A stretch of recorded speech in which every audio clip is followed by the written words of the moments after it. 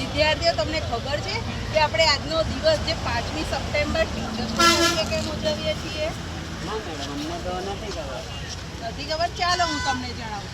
આજના દિવસે આપણા ડૉક્ટર સર્વપલ્લી રાધાકૃષ્ણ, જેમનો 5 સપ્ટેમ્બર 1888ના રોજ જન્મ થયો હતો. સાથે સાથે 1952માં એમને ઉપરાષ્ટ્રપતિનું પદ મળ્યું અને 1962માં તેઓ આપણા દેશના રાષ્ટ્રપતિ બન્યા. એમને ભારત રત્ન એવોર્ડ પણ આપવામાં આવ્યો હતો અને તેઓ બાળકોના ખૂબ જ પ્રિય હતા અને એટલા માટે થઈને આપણે આજે શિક્ષક દિન તરીકે ઉજવીએ છીએ. ઓહ મેડમ, તમે પણ અમારા સૌથી પ્રિય ટીચર છો. હું પણ તમને દર વર્ષે આપણે હેપી ટીચર ડે વિશ કરવાય અને ગમે તે સ્કૂલમાં હશે કે કોલેજમાં હશે, ગમે તે જગ્યાએ તમે તો પણ હું તમને આ રીતે રોજ દર વર્ષે મળવા આવશું.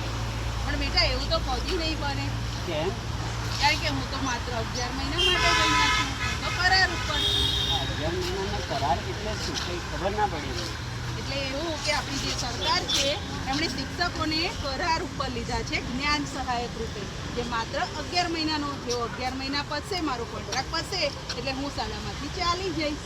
જ્ઞાન સહાયક એટલે શું? જ્ઞાન સહાયક એટલે સરકારે જે માત્ર શિક્ષકો જેમ નથી ત્યાં આગળ બાળકોને ભણવા માટે ટૂંક સમય માટે જે વ્યવસ્થા કરી છે એટલે જ્ઞાન સહાયક.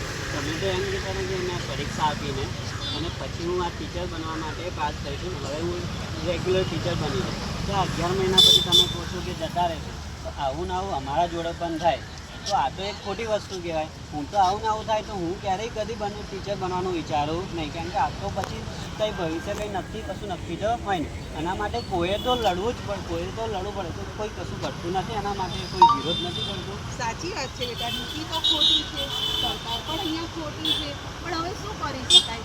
હવે જોઈએ અમે આગળ. અમારા બધા શિક્ષકોનું કામ છે, અમારે અમારા ન્યાય માટે, બાળકોના ભવિષ્ય માટે અમે પૂરેપૂરો પ્રયત્ન કરીએ છીએ કે વિદ્યાર્થીઓને કાયમી શિક્ષક મળે, એમની વચ્ચેનો જે પ્રેમ છે, સમર્પણ છે એ બનેલો રહે. તું કેમ પાછો સ્કૂલે આવી ગયો? અરે ઉભા રહો, કેમ એને ભણવા નથી દેતા? મજૂરી કરવા ચાલ તું. ઉભા રહો, કેમ તમે એને ભણવા નથી દેતા? શાળાએ આવે છે, ભણવા માંગે છે, તેને ભણવા દો. અરે બેન, અમે જો થોડાક સમયમાં શાળા બંધ થવાની છે, શિક્ષકો છે નહીં, બરાબર, અને અમે રહ્યા મજૂરી વાળા, તો અમારી જોડે એટલા પૈસા નથી, બરાબર, કે અમને ભણાવીએ. એના કરતાં મજૂરી કરે તો 2 પૈસા કમાય. પણ એ અત્યારે તો અહીંયા છે, સ્કૂલ બંધ થશે ત્યારે બીજી શાળામાં રાખી દેજો એને.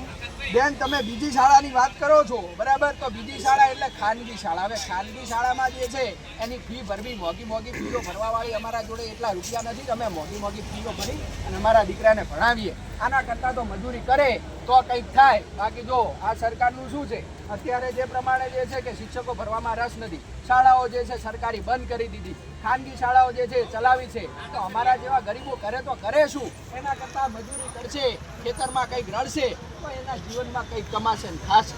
ચાલ તું કરે.